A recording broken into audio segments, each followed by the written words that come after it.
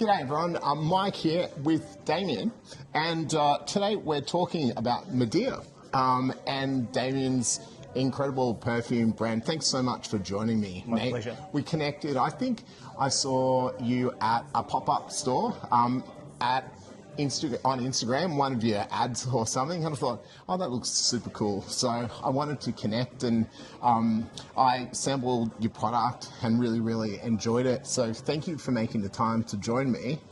Today, I guess I want to talk about your story. I want to talk about the industry, your love for fragrances. But let's go back to the beginning. How did you get into fragrances in the first place? All right. So I've been in fragrance industry for over 10 years now. So when I finished my studies in France, I got into fragrance industry because I was so passionate about perfumes. So I started my perfumery journey in a city in south of France called Grasse, which is the French capital of perfumery. Yeah. And I was the sales manager of a company producing fine fragrances, and we were exporting almost 99% of our fragrances to worldwide markets. So my journey with fragrances took me to over 15 countries around the world. Right. I worked with small DIY brands in Africa, in the Middle East, in Europe, and also with very recognized multinational brands. Right. So it was a great experience because I was working with very sophisticated factories producing perfumes, and at the same time I was working with people making very traditional burning incenses in some of the other markets, for example in Senegal or in Ivory Coast. So it's been a great experience. Yeah, incredible.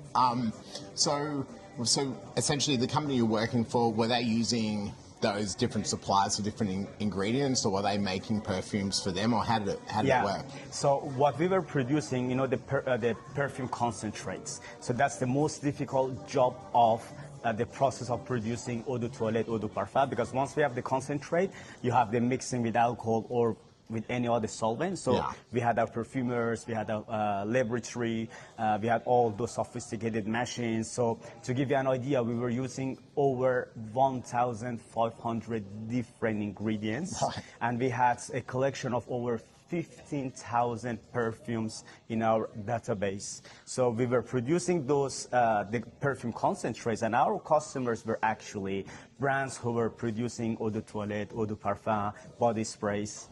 Interesting. So why, give me, this Australian guy a history lesson, why Grasse? Why there in France in particular as the place for perfumery? Yeah, because actually, to make it very brief, so back in this time, Grasse has a very high quality climate for some specific flowers. So for example, the rose flower. Right. So they started to plant rose, and because the weather is really nice in that area for that specific flower, they started to then distill, and little by little they got into perfumery. There are many other stories actually, but this is one of the stories. Yeah, right. Yeah. Okay, mate. So you had that role. What motivated you to start your own perfume brand? Yeah, so I then, about 4 years ago, I moved to Australia to get specialized in native Australian essential oils and botanicals. Okay. So I got specialized, for example, in tea tree oil. I've been training hundreds of R&D people around the world about the Australian tea tree, how to use it, what it is, the different types of eucalyptus oils, Australian eucalyptus oils, lemon myrtle, etc. So I moved to Australia, and then when I realized how Australians are also passionate about perfumes, and also the trend that they start actually trying new brands, they start having a very deep knowledge of what a perfume is, and they are little by little kind of moving away from the trend in the sense that, it's a famous brand, so it's better. Yeah. And that made me actually just start my own brand. And as I had the contacts in the industry, and I knew I worked with the very recognized perfumers, and also thanks to my background in perfumery, I knew what I wanted, and I knew what types of formulation and scents would really work here in Australia. So I know you did a lot of research before you started your brand. So walk us through that process. So you have the idea, okay, I'd love to start a brand, and all of these things, but then you need to start developing the actual product. So how did you go about that? Yeah, that's been a journey. So I connected with the fragrance houses that I knew. I connected with the perfumers that I knew, and so I actually collaborated with perfumers because it's a huge job. Yeah. So it cost me, of course, some money, and I started with 200 formulations. I narrowed it down to 60. So it's been about 6 months work. Yeah. And after that, I've done a market study during approximately 9 months on over 8,000 people here in Australia and 60 perfumes. Right. So from the 60 perfumes, then I narrowed them down to 10 and then to 7. So I kept the 7 top sales after that market study. And those 7 top sales that I had, I actually had feedback from the customers. This one, I would love it to be a bit more long lasting, we'd love it to be a bit fresh, I would love it to be more woody, etc. So then I actually reformulated with perfumers those 7 top sales, and I changed them again, and then I launched the brand. So while I didn't launch the brand, I had the formulations stabilized, let's say. Yeah. So you make incredible juice. How did you decide on your packaging and your bottles and everything like that? Yeah, so the most important thing for me when I launched the brand, of course packaging is so important, is what people are going to smell. What are they going to feel when they spray any perfumes of Madier? So where I really spent my time was on the quality, sophistication, and the emotions that my perfumes creates when you use them. And because at the end of the day, packaging is very important, especially in this industry. But if you have the best packaging and you don't have the right smell, people at the end of the day won't be so attracted because they don't spray the packaging, right? Yes. No. Yeah, so I wanted everything to be simple. Yeah. So simple, and I tried to make them as chic as possible. Yeah. Yeah. Yeah. So you go through that process. Then you need to start selling perfume. Yeah. What was your strategy to start sales? Yeah, so the first strategy was actually to start creating brand visibility. So when it comes to perfumes, most people, they need to spray. You know, it's not about the brand being famous or not. You could buy a perfume at 1,000 Australian dollar actually and not liking the smell. Yes. So yeah, it's very personal, it's very subjective, it's like food. I might love something that you might just hate. Yeah, so I started with the first pop-up as a perfume bar concept. So I was actually the person who created the perfume bar concept in Australia, the very first one. Yeah. Now there are a few more. Yeah. So probably people saw us at at Westfields. Yeah. And they just. Where was that, Bondi Junction or which one? Or? So the very first one, it was in Westfield, Miranda. Oh, Miranda. Okay, yeah, cool. and then I created Madier after that market study. And then I was in Bondi Junction, so it created some brand visibility. And yeah, and now mostly I'm focusing on events, focusing on potential distributors and online sales. Yeah. Okay. So that's an interesting focus, and I guess I'm interested in the distributor side and also retail sales, because it's like a very hard process, right, to get into other shops. But it's important that people around Australia can sample it, right? Yeah. Because you can't be everywhere, but if your product can be. So how have you gone about, building those relationships out? Yeah, so it is in process. I'm in contact with some very famous, that I won't give the name, distributors right now, retailers in Australia. The samples are being tested. So and it's a difficult process. However, what is interesting about Madier is the fact that it's a Sydney-born brand. It's Australian with the perfumery heritage that I brought from France. And the most important thing is that I know the perfumes that I'm selling, and I know that when you smell it, there is over 80% of chance that you buy a big bottle. Yeah. So all those retailers, actually, this is exactly what they want. They want a story, and they want sophistication and quality, and I have those.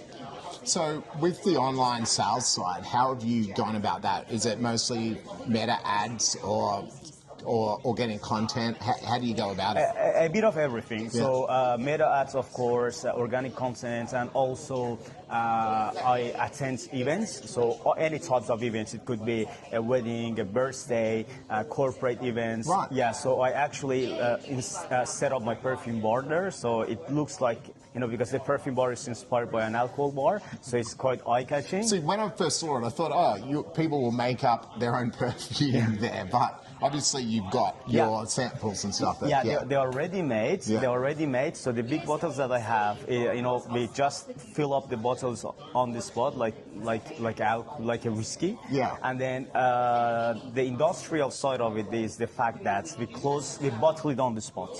So we put the sprayer, the color, we have the creaming machine. Yeah. Yeah. Beautiful. So that's the business of perfumery. I guess I want to talk to you about what you love as well, like the actual making, the actual perfume. So starting back, what's your first memory of perfumes? And I guess we asked in the fast questions, but what's your first kind of perfume you bought yourself? Oh yeah, the very first one was actually Pakuraban 1 million. Yeah. So I think I was in high school in Normandy still at that time. So that was the very, very first one that actually it's been gifted to me. Yeah. So that's why it always stayed in my mind, as a memory. Yeah. So that was the very first one. I like the woody, the sensual, the warm side of this perfume. Yeah. Your style to me is kind of, I don't know.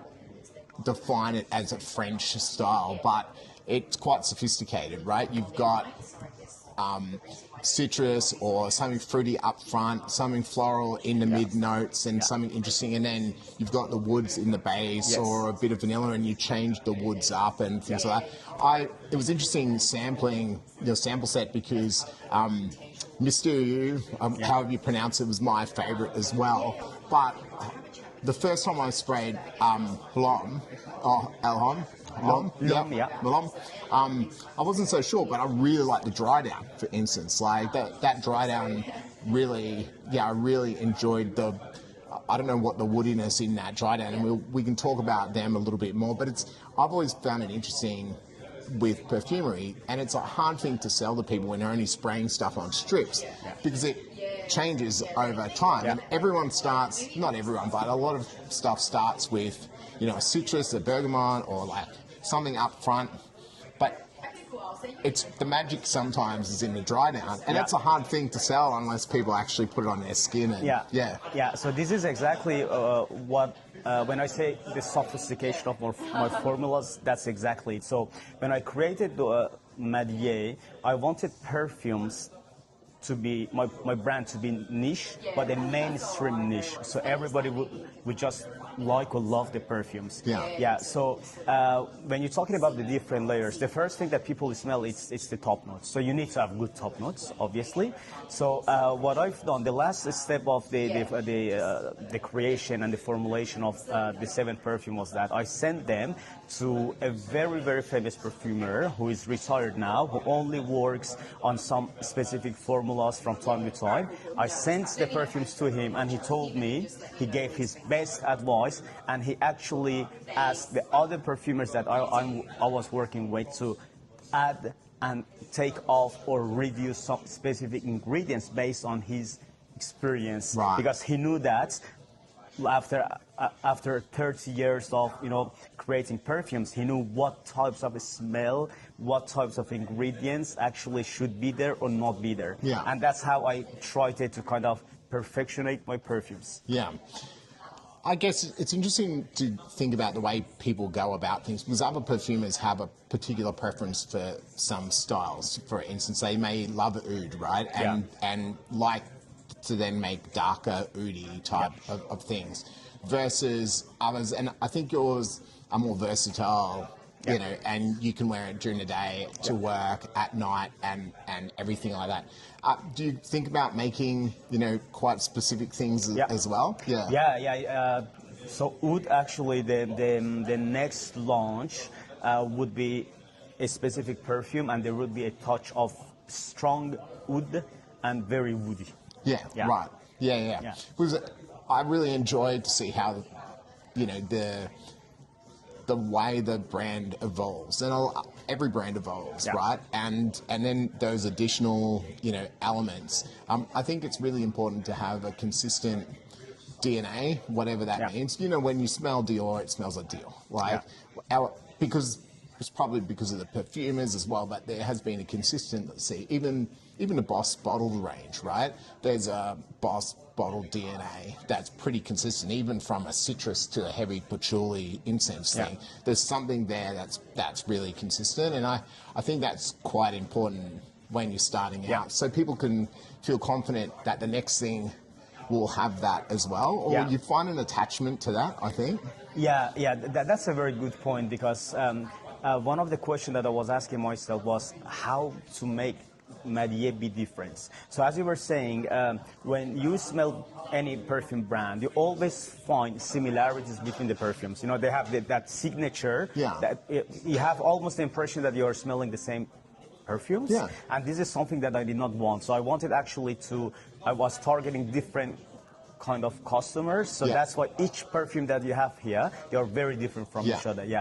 And so to make them different, so this is one of my very important questions about that I work really hard on. So talking about Mysterio, for example, so I wanted to something that is different, types of ingredients that you don't really have in perfumes. So what I've done is that I basically had the formula, and then I wanted to make it different. So it cost me a lot of money in the sense that I had to replace 3 ingredients, and those 3 ingredients cost almost 3 times more than the initial ingredient I was using. So the overall price of the formula just jumped.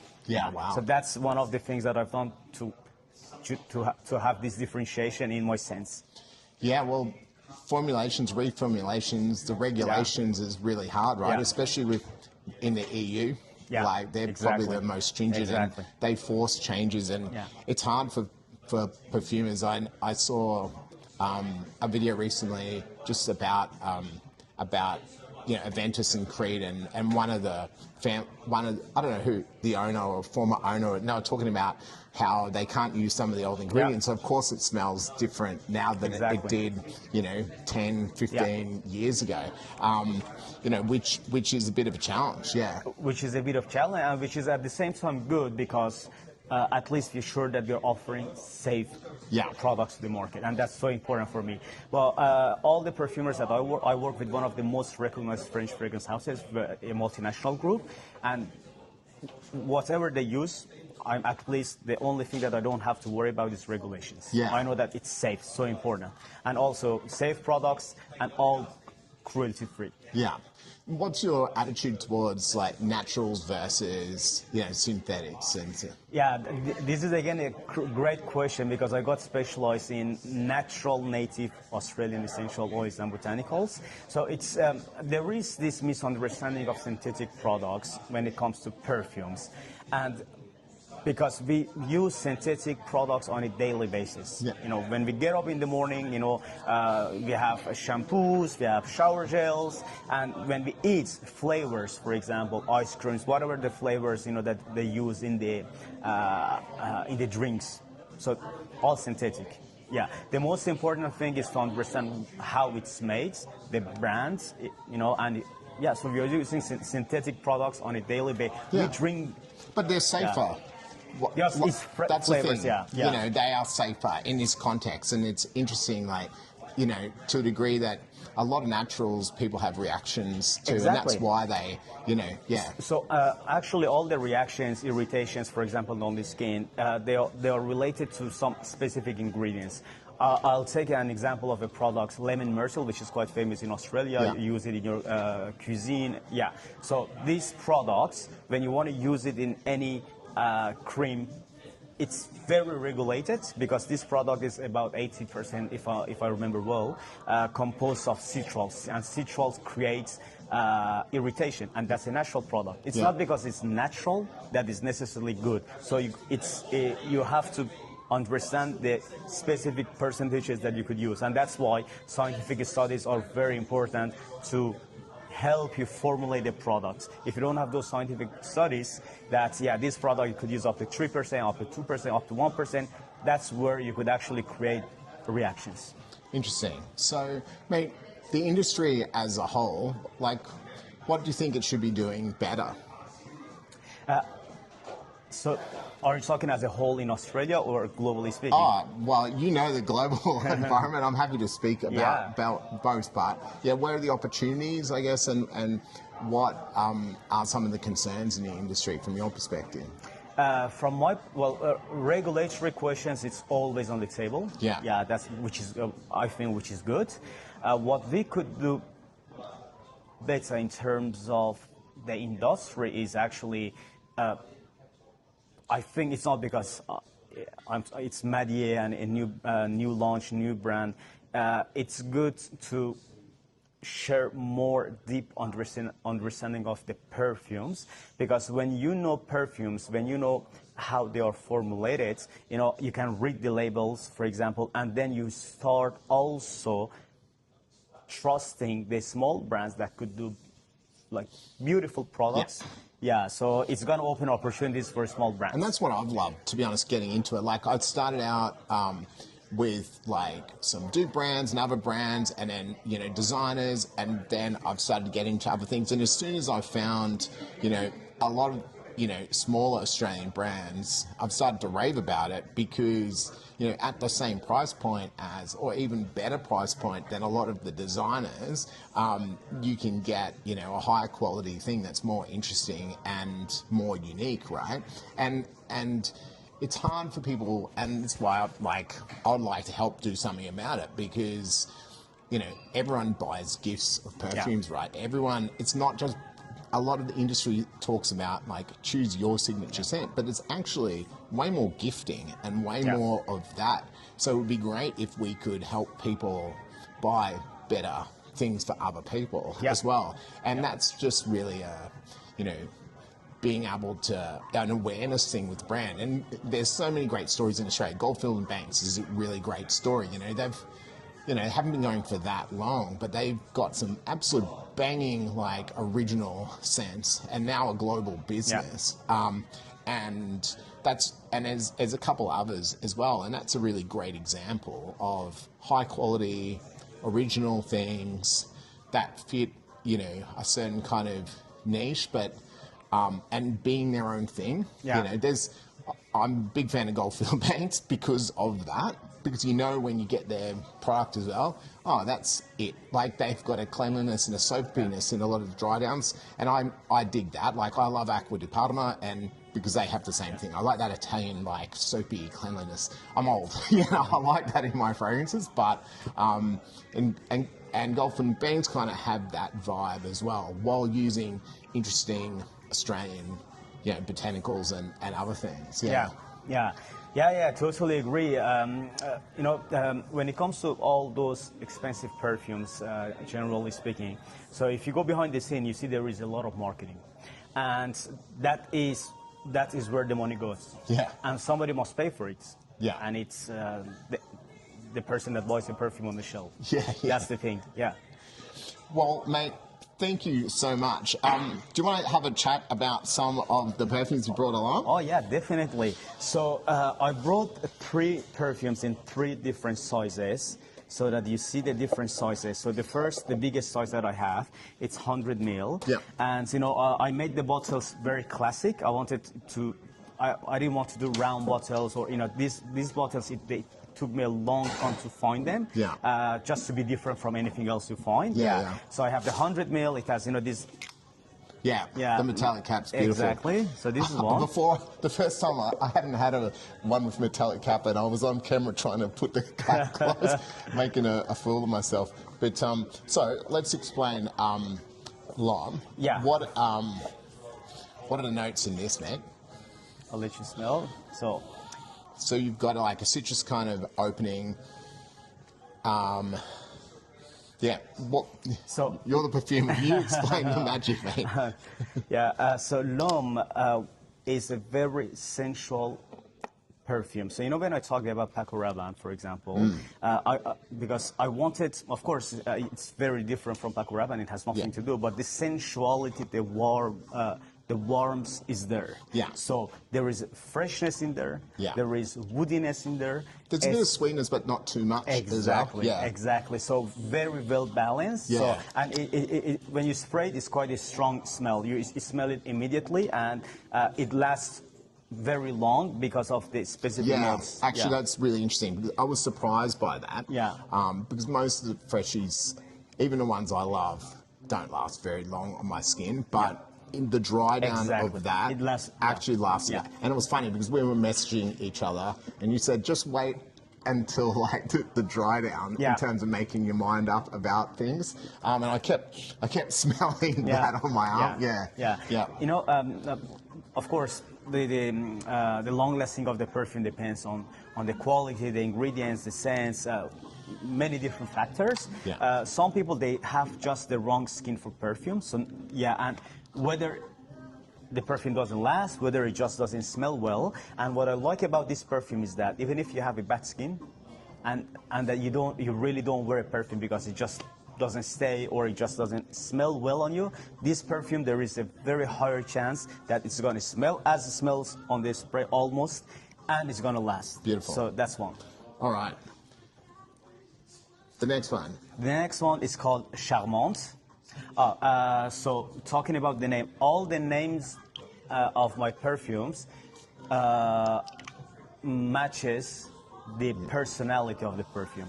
For example, L'Homme, the reason why we call it L'Homme, meaning the man, it has this strong presence, woodiness, sweetness. You know, it really represents a, say, manly personality.